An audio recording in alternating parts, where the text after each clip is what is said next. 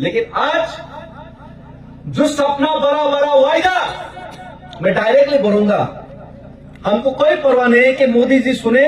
या अमित शाह जी सुने या मानिक शाह जी सुने, उनको बुरा लगे या खराब लगे, इसका कोई चिंता नहीं। हमारा ऊपर झूठे आरोप में केस डाले या हमको एनकाउंटर करे या हमको जेल में जाके डाल दे, इसका हमको कोई डर नहीं है। आज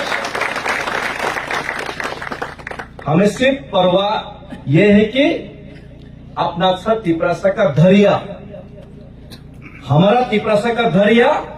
उनका बात ना टूट जाए, और तिपरासा का उम्मीद और धैर्य का बात जिस दिन टूट जाएगा उस दिन सरकार ये त्रिपुरा राज्य में जो आने वाले दिन में त्रिपुरा का लॉ एंड ऑर्डर बिगड़ेगा उसका जिम्मेदारी सरकार को होगा, और केंद्र सरकार के ऊपर भी ये आएगा, और पूरा हिंदुस्तान ही नहीं पूरा दुनिया देखेगा। और हम नहीं चाहते कि ये त्रिपुरा सेकेंड मणिपुर जैसा कोई यहाँ पे कोई लॉ एंड ऑर्डर बिगड़े।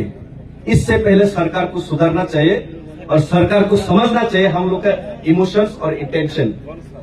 आज